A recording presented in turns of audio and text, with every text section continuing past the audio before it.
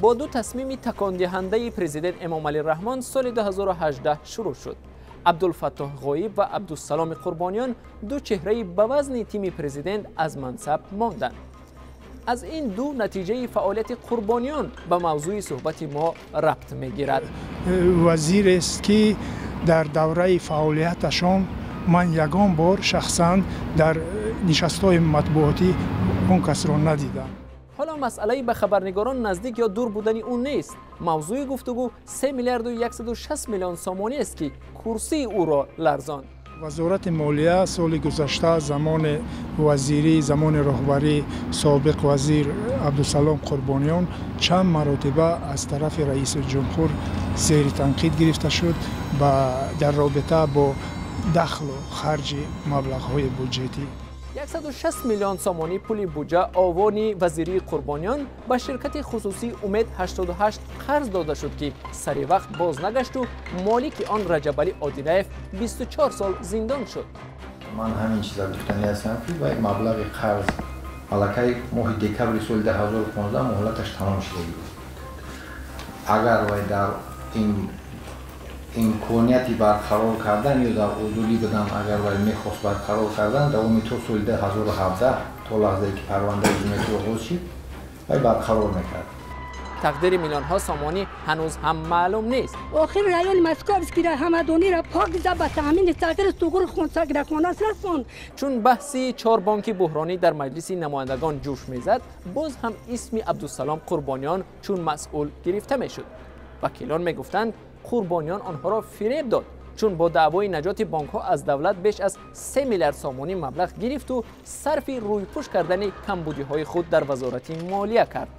مبلغ های بودجتی وارد نمی شدند، سر وقت معلمان پزشکان سر وقت معاششان را نمی گرفتند. خود قربانیان بار هم در نزد خبرنگاران قضیه قرض به شرکت امید 88 و بی‌ثمر بودن طرح سرمایه‌گذاری دولت به بانک ها را شرح نداد.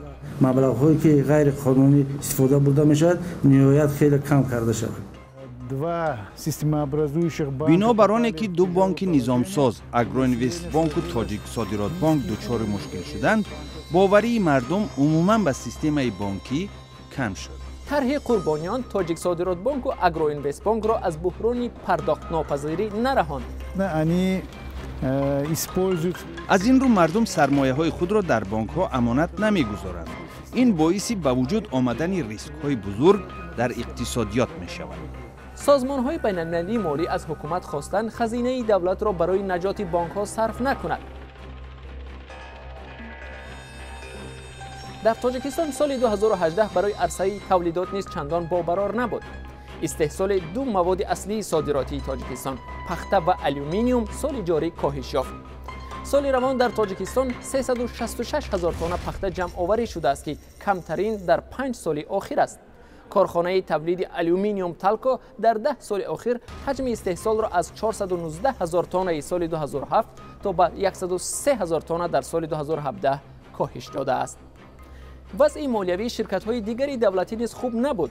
بزرگترین شرکت قرضدار برق تاجیک محسوب می‌یابد که میزان قرضش از مرز 11 میلیارد سامانی هم گذشت. در پس منظر این نبود جایهای کافی کاری و کم بضاعتی، مشکل رقم 1 اقتصادی تاجیکستان باقی ماند. تاجیکستان هر نفر را که در یک ماه 190 سامانی خرج می‌کند، کم بضاعت اعتراف می‌کند. با تکیه به این حساب در جمهوری 29% اهالی و یا 2 میلیون و 610 هزار نفر کم بضاعت هستند. بانک جهانی این رقم را تا به 27% پایین می‌داند. من 600 سوم میدم را پولیش کنم برو ما بخرمش. ما کودک مکتب میره، کتاب میگه، دفتر میگه، روچکا میگه. برو ما چیکارش کنم؟ تا سال 2014 مهاجران تاجیک سالانه از روسیه بیش از 4 میلیارد دلار پول میفرستادند، اما این رقم در سال 2017 به 2.5 میلیارد دلار کاهش یافته. این سال تا ماه سپتامبر مهاجران 1 میلیارد و 938 میلیون دلار پول به وطن انتقال دادند. کاهش قابل ملاحظه انتقال‌های پولی مهاجران و افت قرب روبل باعث پایین روی یکباره قرب سامانی شد و بانک ملی مجبور شد دستور بدهد بانک‌ها روبل‌های انتقالی را به سامانی تبدیل کرده بعداً به مردم پرداخت کنند. در اول سال اگر $1 8 سومانی و 81 درم ارزش داشت، در انجام 9 سومانی و 42 درم شد. حکومت تاجیکستان صاحبکاری را یک مایه رشد می‌داند، اما صاحبکار بودن در تاجیکستان کاری سهل نیست. امسال در رده‌بندی نوی دوینگ بیزنس 2019 و یا پیشبرد تجارت مقام کشور 126م جای گرفت که نسبت به یک سال پیش 3 زینه پایین‌تر است.